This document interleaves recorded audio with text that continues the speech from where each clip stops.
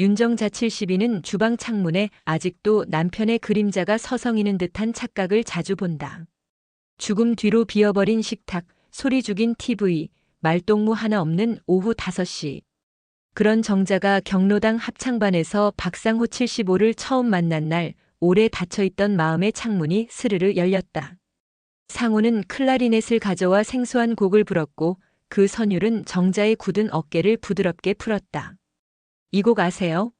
묻는 상호에게 정자는 말없이 고개만 끄덕였다. 사실은 모르지만 알고 싶은 사람이었다. 며느리 최세영 42은 그날도 무심히 말한다. 어머니, 저녁국은 전자레인지 해드세요. 저희는 늦어요. 정자는 괜찮다며 손을 흔들지만 손끝이 허공을 더듬는다. 밤이 깊어질수록 집은 커지고 정자는 작아진다. 그래서였을까? 합창반 뒤풀이에서 상호가 손수 접은 종이약을 내밀자 정자는 과장된 듯 웃음을 터뜨렸다. 종이약이라니 어린애 같으시네요. 어린애여야 오래 살죠. 농담 아닌 농담.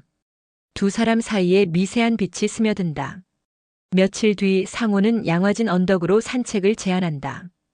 강바람이 살갗을 스칠 때마다 정자는 오래전 청춘의 옷자락을 밟는 기분이 든다. 사진 속의 젊은 부부가 아니라 지금의 주름진 얼굴 그대로 웃는 자신을 처음으로 좋아한다. 상호는 한 박자 쉬었다가 조심스레 묻는다. 혹시 다음 주에도 같이 걸을까요? 정자는 대답 대신 마스크를 고쳤으며 귀를 붉힌다. 침묵은 허락의 다른 이름. 한편 세영은 집안 장부를 정리하다 고개를 갸웃한다. 요즘 어머니 외출이 잦네. 그의 남편 정자의 아들 민수 45는 스마트폰에서 눈을 떼지 않은 채 말한다. 친구들 만나시나 보지. 오랜만에 좋은 일인데 나도.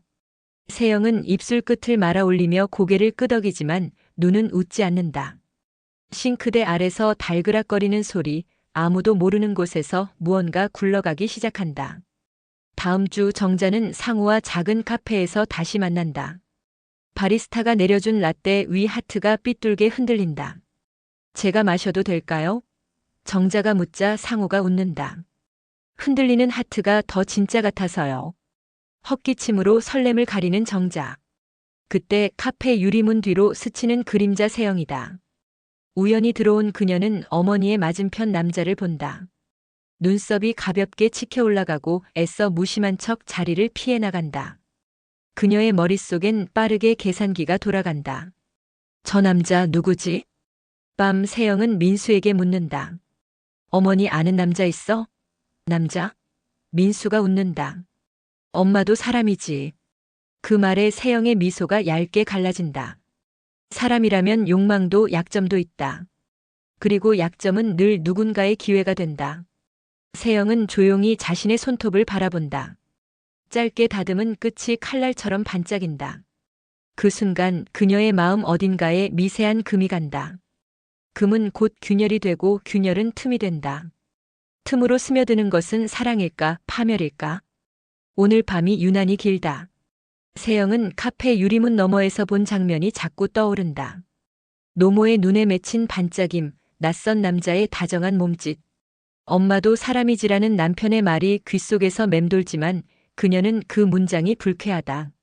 사람이라면 흔들리고 흔들리면 틈이 생긴다. 틈은 곧 파고들 길이 된다. 세영은 휴대폰 메모장에 남자의 외모, 걸음걸이, 카페 이름까지 빠짐없이 적는다. 탐색은 이미 시작됐다.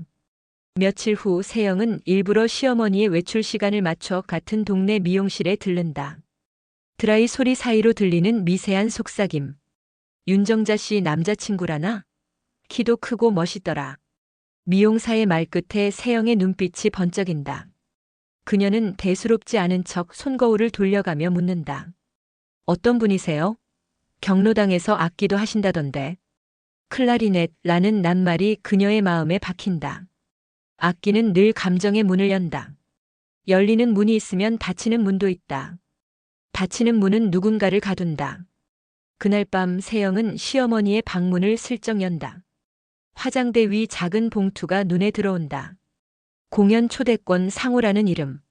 손끝이 떨리지만 그녀는 곧 침착을 되찾는다. 초대권을 제자리로 돌려놓고 등교 준비하듯 고요히 문을 닫는다. 계획에 윤곽이 잡힌다. 공연장에 간다, 남자를 확인한다, 접점을 만든다. 공연날 세영은 검은 코트에 얇은 진주 목걸이를 걸고 홀로 객석에 앉는다. 무대 중앙으로 걸어 들어오는 남자.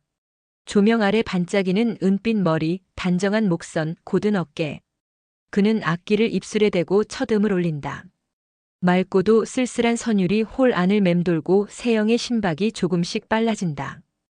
음악이 멈추는 순간 박수 소리 사이로 상호의 눈이 잠깐 세영을 스친다. 낯선 시선이 마주치는 짧은 순간 묘한 전류가 흐른다. 휴식 시간 세영은 일부러 복도에서 방향을 엇갈리게 만든다. 손에 든 프로그램 북을 떨어뜨리고 상호가 재빨리 주워준다. 감사합니다. 아닙니다. 정중한 미소. 그 미소가 문제다. 미소는 경계와 경계 사이에 다리를 놓는다. 연주 정말 좋았어요. 제가 아는 분도 클라리넷을 좋아하셔서요. 아, 그러시군요. 상호의 눈길이 순식간에 부드러워진다. 누군가를 떠올리는 표정. 아마도 정자일 것이다. 그 생각이 세영의 가슴 어딘가를 서늘하게 긁는다.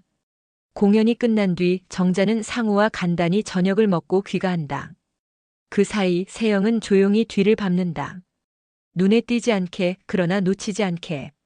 골목 모퉁이에서 둘의 뒷모습을 담은 사진이 저장된다. 증거가 아닌 다짐처럼. 저 사이에 끼어들겠다. 집에 돌아와 거실 등을 켜자 노란 불빛이 세영의 그림자를 길게 느린다. 그림자가 바닥을 스치는 소리가 들리는 듯하다. 다음 날 세영은 정자와 함께 장을 보러 나간다. 일부러 물건을 고르며 질문을 던진다. 어머니, 클라리넷 좋아하세요? 정자의 손이 잠깐 멈춘다. 응? 그걸 왜? 그냥요. 요즘 연주회가 많던데.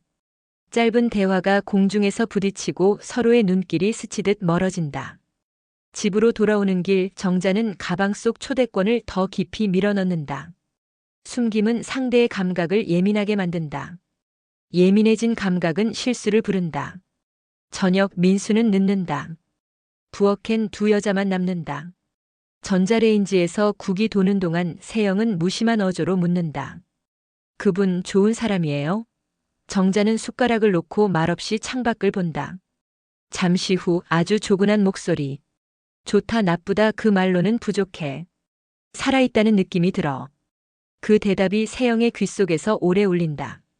살아있다는 느낌, 그 말은 독이자 향수다. 그녀는 천천히 결심한다. 그 느낌 나도 가져본다. 곧 답이 온다. 과찬이십니다. 전달하겠습니다. 그는 뜸들이다 한 줄을 더 보냈다. 그녀는 미소 지었다. 삼화. 삼화. 비밀의 손, 흔들리는 눈빛. 세영은 공연장에서 스친 짧은 대화가 자꾸 되감기듯 떠올랐다.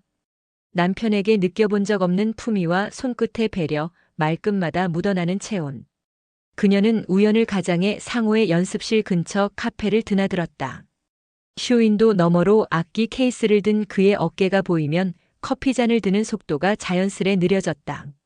며칠 뒤 상호가 문을 밀고 들어왔다. 또 뵙네요. 그가 먼저 인사했다. 세영은 가볍게 웃으며 자리 옆을 가리켰다. 잠깐 앉으세요. 어머니께 안부 전하라고 하셨죠?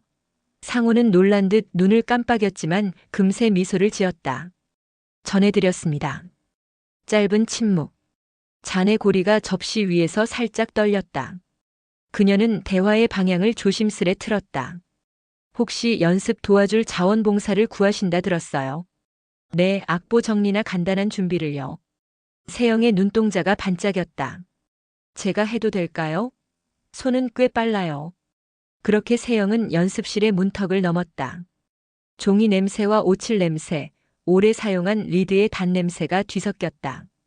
상호는 악기를 조율하며 고개를 숙였고 세영은 악보를 모아 정렬했다. 가끔 손이 스치면 그녀는 의도적으로 미안하다는 미소를 남겼다. 그 미소는 당기는 줄 같았다. 줄은 조여질수록 소리를 낸다. 정자는 그날따라 늦게까지 전화기를 붙들고 있었다. 통화 기록에 찍힌 이름을 보며 가슴 어디선가 미세한 불안이 일었다. 상호에게 전화를 걸까 하다 괜한 의심이라며 스스로를 다독였다. 그러나 다음 날 정자는 동네에서 이상한 말을 들었다. 며느리분이 연습실을 자주 오시더라고요.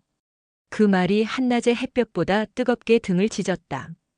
집으로 돌아온 정자는 거울 앞에 서서 낯선 자신의 얼굴을 오래 바라보았다. 내가 늙었구나. 마음 한구석이 사르르 무너져 내렸다. 연습이 끝나갈 무렵 상호는 물병을 건네며 말했다. 며느님께서 바쁜데 괜찮으세요? 세영은 웃었다. 전 바쁠수록 집중이 잘 돼요. 말끝에 얇은 숨이 걸렸다. 그 순간 정자의 전화가 울렸다. 오늘은 못 봐요. 피곤해서요. 문자를 보낸 뒤 정자는 등받이에 기대 눈을 감았다. 어둠이 길게 내려앉는 저녁 세영은 연습실 불을 끄며 상호의 손등을 스쳤다. 다음 주에도 제가 오죠. 아주 작은 목소리였다. 그러나 그 미세한 떨림이 앞으로 닥쳐올 소란의 시작이라는 것을 아무도 몰랐다. 그날 이후 세영은 연습실의 리듬을 자신의 호흡에 맞추기 시작했다. 청소 시간, 커튼 각도, 창문 여닫는 순서, 물병을 채우는 양까지 세세히 외웠다. 상호가 문을 열고 들어오는 시각도 연습이 끝나는 대략의 시간도 손목시계 대신 몸이 기억했다. 그는 늘 먼저 악기를 꺼내 들고 세영은 말을 아껴 그의 빈칸을 채웠다.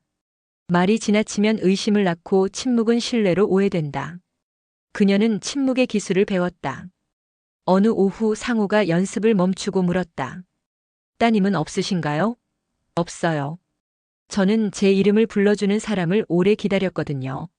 세영의 대답은 사실이 아니었지만 진심처럼 울렸다. 상호의 눈빛이 잠시 흔들렸다. 그는 자신이 누군가의 갈증을 닮았음을 깨달았다. 갈증은 잘못 다루면 불이 된다. 정자는 스스로를 달래며 새 원피스를 샀다. 거울 앞에서 허리를 여미며 자신에게 말했다. 늙었어도 예쁠 수 있어. 그러나 옷걸이에 옷을 걸던 손이 멈췄다. 휴대폰 화면이 번쩍이며 알림이 떴다. 오늘 늦어요.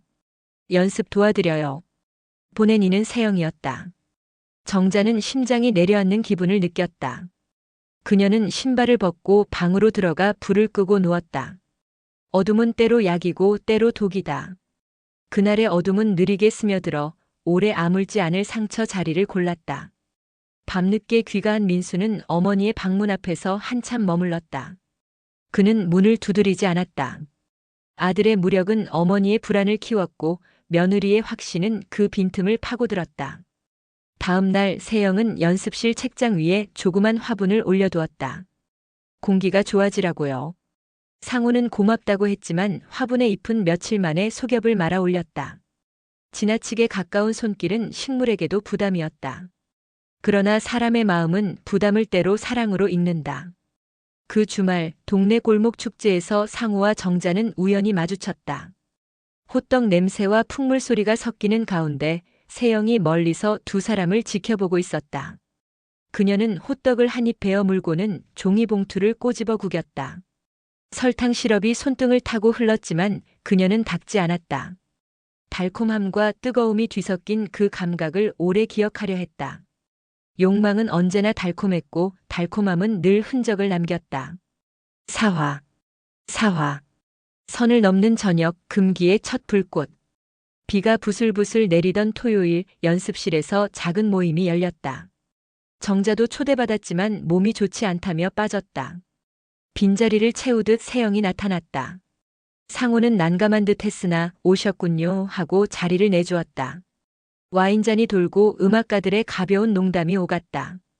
세영은 사람들 사이를 유연하게 오가며 분위기를 돋웠다.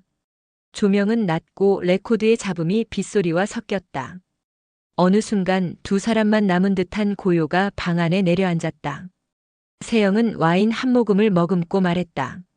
어머니가 많이 좋아지셨어요. 선생님 덕분이겠죠.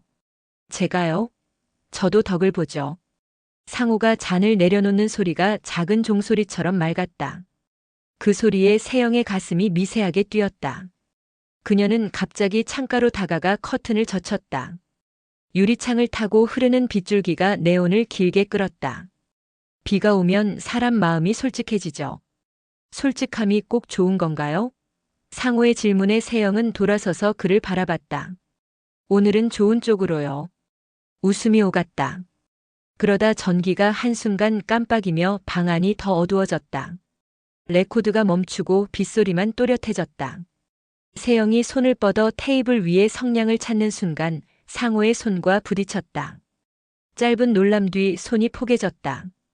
빛이 사라진 자리에서 촉각은 말이 되었고 말보다 빨리 흔들렸다. 불이 다시 들어왔을 때 두 사람은 서둘러 손을 거뒀다.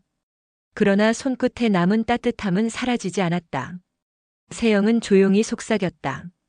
오늘 고마웠어요. 상호는 대답하지 못했다. 대신 문 앞까지 배웅하며 가벼운 목례를 했다. 문이 닫히자 그는 한동안 그 자리에서 움직이지 못했다. 빗물 냄새가 연습실 바닥에서 올라왔다. 안 된다. 마음은 단호했지만 단호함은 이미 늦어져 있었다. 그날 밤 정자는 상호에게 전화를 걸지 못했다. 화면에 뜬 그의 이름이 낯설게 느껴졌다. 방 한쪽에 걸어둔 남편의 사진이 어둠 속에서 흐릿하게 빛났다. 정자는 사진을 향해 낮게 속삭였다. 나 행복하면 안 되니? 대답 없는 방은 그녀의 숨소리만 되돌려줬다. 그리고 도시의 다른 끝, 세영은 아직 따뜻한 손끝을 허벅지에 대고 누웠다. 창밖 빗소리가 한음, 두음, 욕망의 박자를 만들었다. 계단은 밟을수록 아래로만 내려간다. 그들이 서 있던 층은 이미 무너지고 있었다. 모임이 끝나갈 즈음 정전의 여파로 스피커가 꺼지자 상호는 벽에 기대어 깊게 숨을 내쉬었다. 그는 자신의 심장 소리를 세어보았다. 하나, 둘, 셋. 젊은 시절 무대에서 박수 소리를 들을 때 느꼈던 고동이 되살아났다. 그 고동이 지금은 위험의 북소리로 들렸다. 그는 말없이 창문을 열어 빗소리를 불러들였다. 차가운 공기가 열기를 누그러뜨렸다. 세영은 문 밖에서 우산을 펼치며 한 발 물러난 듯 보였다. 그러나 물러섬은 준비된 도약이었다. 그녀는 스스로에게 속삭였다. 선은 그어져 있는 것이 아니라 그을 수 있는 것이다. 집으로 돌아온 뒤에도 빗소리는 머릿속에서 꺼지지 않았다. 그녀는 한 장의 메모를 적었다. 다음엔 낮. 어둠은 핑계가 된다. 낮은 대답을 요구한다. 다음 날 낮 세영은 연습실에 꽃을 가져왔다. 정갈한 흰 백합이었다. 향기가 은은하게 퍼지고 상호는 잠시 멈춰 꽃을 바라보았다. 백합은 오래 못 가죠. 그래서 더 강하게 기억되잖아요. 대답을 마친 세영의 미간이 아주 옅게 떨렸다. 그는 그 떨림을 외면했다. 외면은 선택이었지만 선택의 끝은 책임이었다. 정자는 혼자 약국에 들러 수면제를 샀다. 잠이 안 와서요. 약사는 용량을 설명했고 정자는 고개를 끄덕였다. 약 봉투를 손에 쥐고 나오는 길, 그녀는 버스 정류장 유리벽에 기대었다. 유리 속에 비친 자신의 얼굴은 흐리고 피곤했다. 그때 상호에게서 메시지가 왔다. 오늘은 보지 맙시다. 컨디션이 안 좋아요. 정자는 그 문장을 오래 바라보았다. 거짓과 진실의 경계는 보통 5글자면 흔들린다. 안 좋아요는 다정했고 다정함은 칼이었다. 밤이 깊어질수록 비는 더 고르게 내렸다. 도시는 세면하듯 깨끗해졌지만 마음은 탁해졌다. 세영은 창문을 열어 빗소리를 크게 했다. 빗방울이 금속 난간을 두드리며 일정한 박자를 만들었다. 그녀는 그 박자에 맞춰 손가락으로 테이블을 두드렸다. 딱, 딱, 딱. 3번의 소리 뒤엔 늘 결정이 있었다. 그녀는 결정을 내렸다. 다음번엔 돌아오지 않겠다. 5화. 은밀한 합주, 불륜의 서곡. 한 주가 지나고 세영은 연습실 열쇠를 맡게 되었다. 믿을 수 있으니까요. 상호의 말은 칭찬이었지만 열쇠는 언제나 문을 연다. 문은 틈을 만들고 틈은 비밀을 키운다. 세영은 청소를 하고 악보를 정리하고 물잔을 갈아 놓았다. 수고하셨어요. 상호가 돌아설 때 그녀는 아주 작은 목소리로 불렀다. 잠깐 이 곡 같이 들어봐요. 레코드가 돌아가고 클라리넷이 낮게 온다. 두 사람의 그림자가 바닥에서 겹쳐졌다. 첫 미래는 사고처럼 찾아왔다. 늦은 저녁 비상등만 켜진 복도에서 서로의 숨이 잦아들 때까지 말을 잃었다. 우린 안 됩니다. 상우가 마지막으로 말했을 때 이미 그들의 발걸음은 경계를 넘어 있었다. 다음 날 세영은 태연하게 반찬을 데웠고 정자는 평소처럼 설거지를 했다. 그러나 설거지통의 물살은 평소보다 빨랐고 그 빠름이 정자의 등을 덮쳤다. 그녀는 등골 어딘가가 스르르 식는 것을 느꼈다. 소문은 바람보다 먼저 문틈을 통과한다.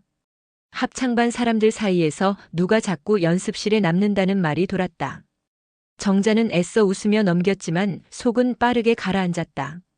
그날 저녁 정자는 세영의 휴대폰이 거실 탁자에 놓인 순간을 기다렸다. 화면이 켜졌고 오늘 고마웠어요 라는 메시지 알림이 번쩍였다. 보낸 사람 S. H. 정자의 손이 떨렸다. 상호의 이니셜이었다. 그녀는 스스로를 다그쳤다. 오해일 거야. 반드시 오해. 다음 만남에서 정자는 상호에게 조심스레 물었다. 요즘 많이 바쁘시죠? 그는 눈을 피했다. 네, 연습이 좀 말끝이 가늘게 끊겼다. 정자는 웃으며 고개를 끄덕였지만 그 미소는 금속처럼 차가웠다. 집으로 돌아온 정자는 몰래 울었다. 눈물은 조용하지만 침묵은 시끄럽다. 침묵이 커질수록 집안의 모든 물건이 소음을 냈다. 시계 초침, 냉장고 모터, 문경첩까지. 세상 전체가 무너질 예행 연습을 하는 듯 했다. 며칠 뒤 세영은 상우와 짧은 여행을 계획했다. 연습실 수리한다고 하고 하루만. 메신저 창에 떠있는 문장들이 뜨거웠다. 그날 밤 정자는 꿈을 꾸었다. 허리까지 물이 차오른 방에서 누군가 문을 열어요라고 속삭였다. 문을 열면 물이 쏟아져 들어올 것이다. 정자는 눈을 떴다. 아직 새벽 4시. 그녀는 천천히 결심했다. 확인하자. 사실을. 그리고 사실은 늘 상처의 다른 이름이었다. 여행 당일 그들은 도시에서 2시간 떨어진 바닷가로 향했다.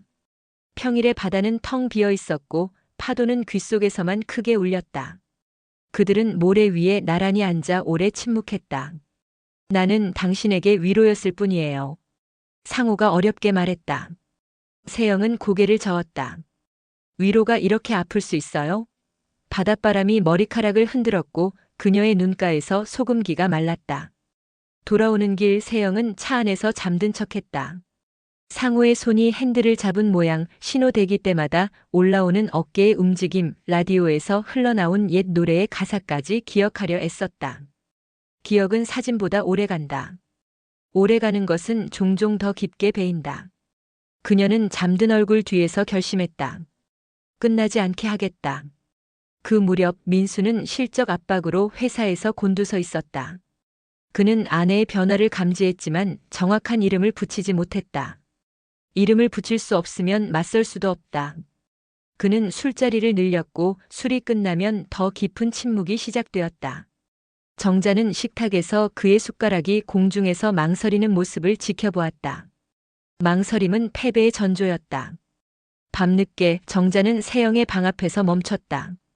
문틈으로 새어나오는 휴대폰 불빛이 바닥에 긴 직선을 그었다. 그 직선은 정자의 발등을 지나 벽까지 이어졌다.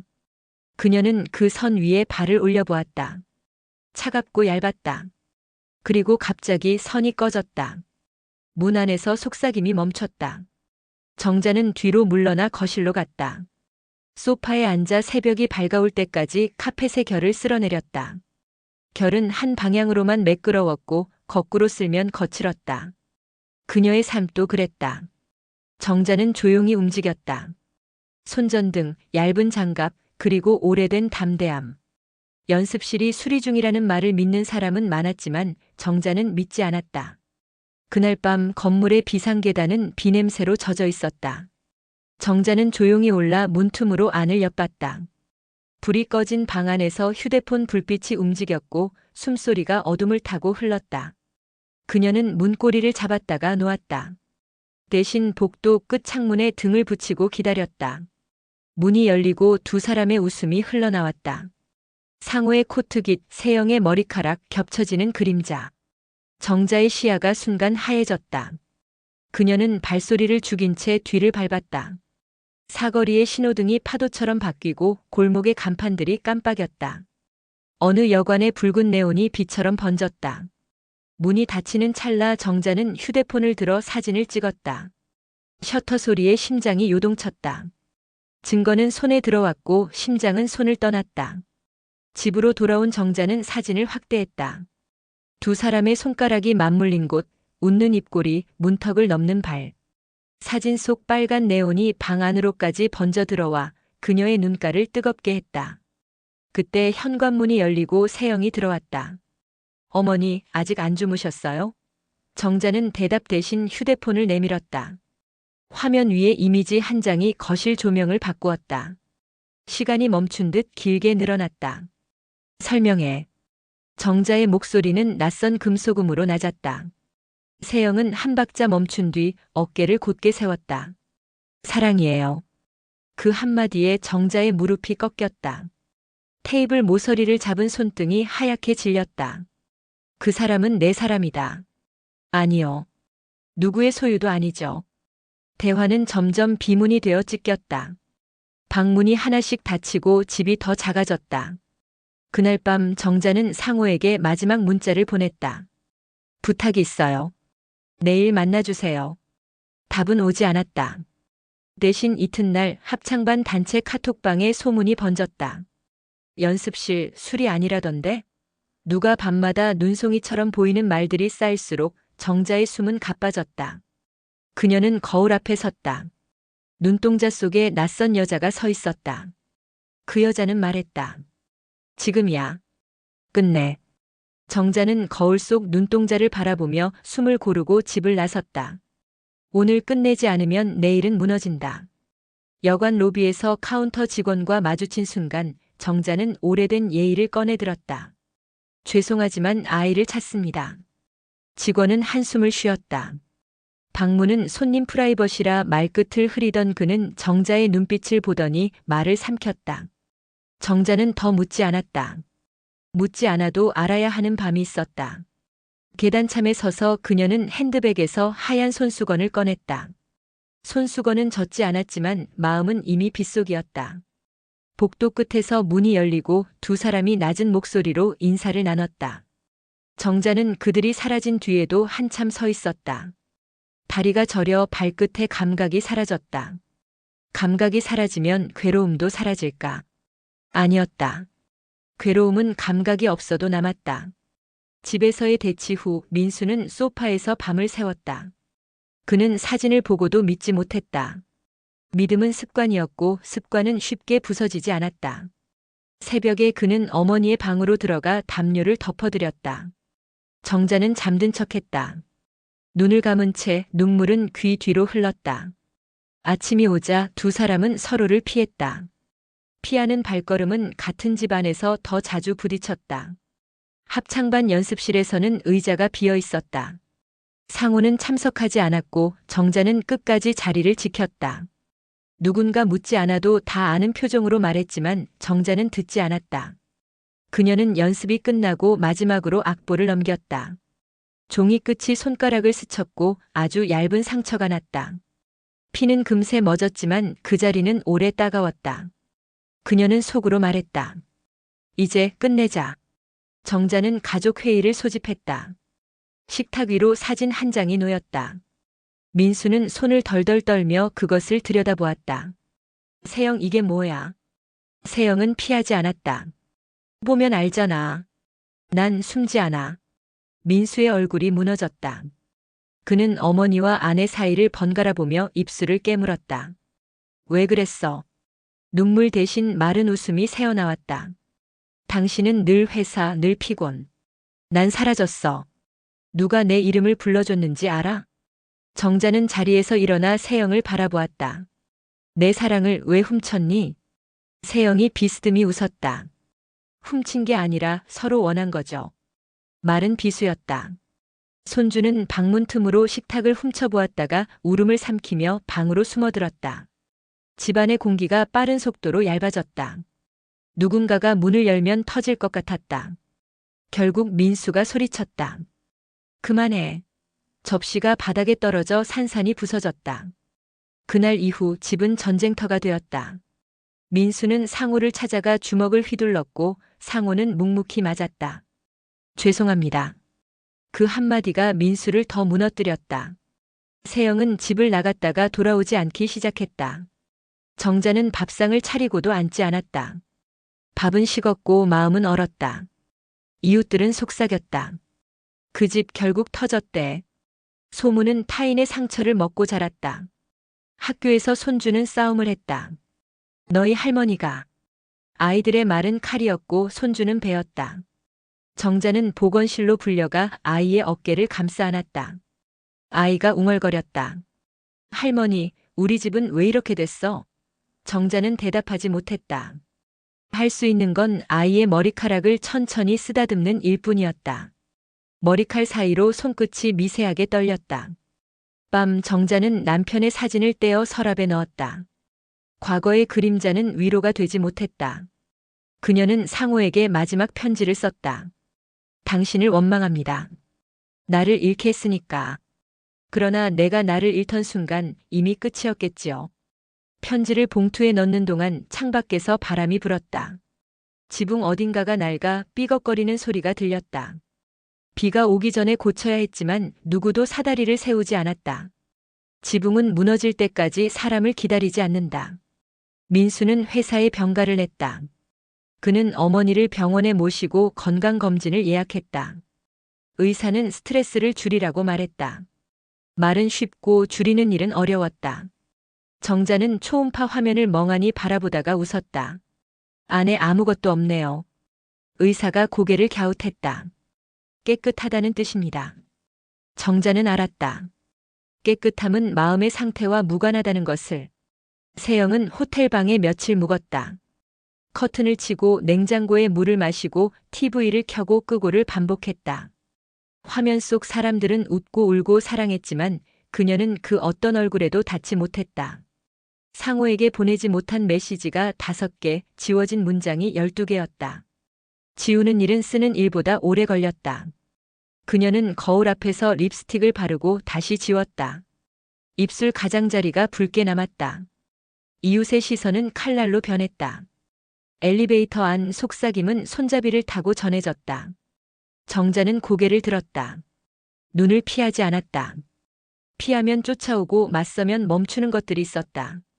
집 앞 화분에 물을 주다가 갑자기 흙 냄새가 코끝을 쳤다. 흙은 늘 같았다. 사람이 달라질 뿐. 정자는 물뿌리개를 내려놓고 허리를 폈다.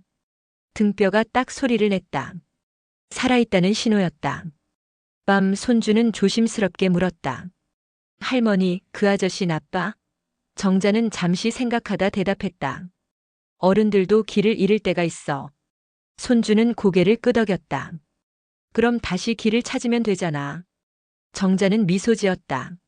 아이는 단순했고 단순함은 종종 정답에 가까웠다. 그러나 정답을 향해 걷는 길은 언제나 가장 아팠다. 세영은 상우와 약속 장소에 나갔다. 강가 벤치, 잔잔한 물결, 초가을 바람. 그녀는 스카프를 조여매며 물었다. 우린 어디로 갈까요? 상우는 오랫동안 대답하지 않았다. 얼굴의 주름 사이로 망설임이 깊었다. 세영 씨, 미안합니다. 난 여기까지입니다. 그녀의 눈매가 날카롭게 흔들렸다. 겁나세요? 겁나야 했습니다. 너무 늦게. 그가 일어섰다.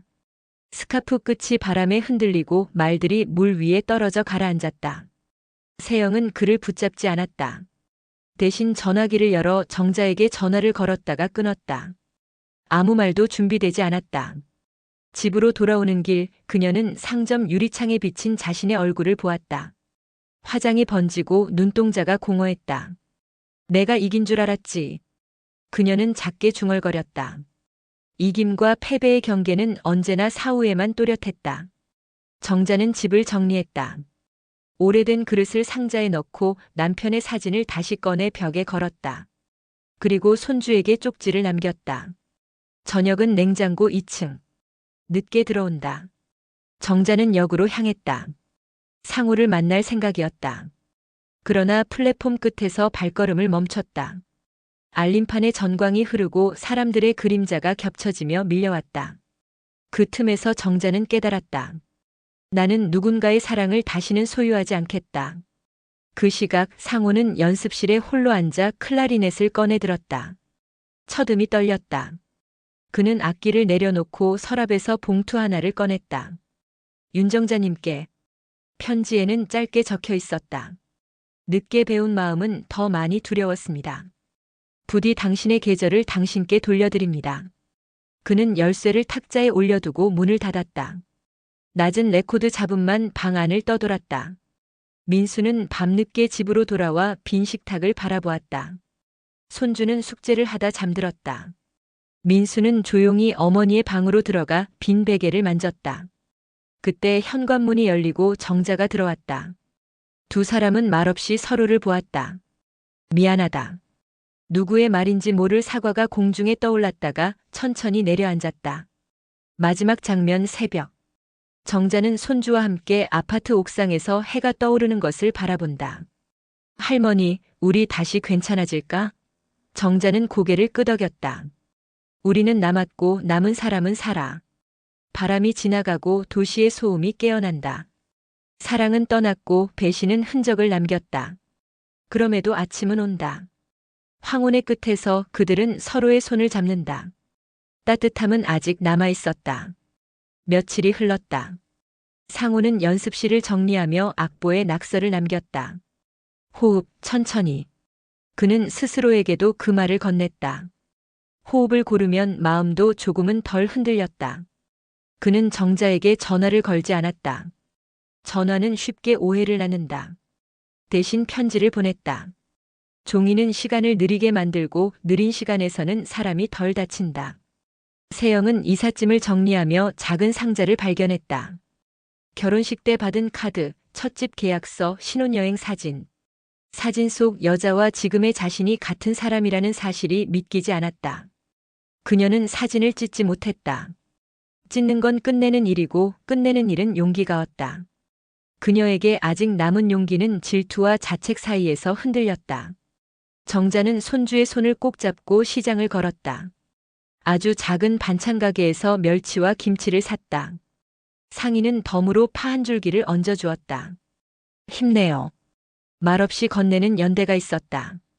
집으로 돌아오는 길 정자는 고개를 들어 하늘을 보았다. 구름이 빠르게 흘렀다. 흐른다고 사라지는 건 아니었다.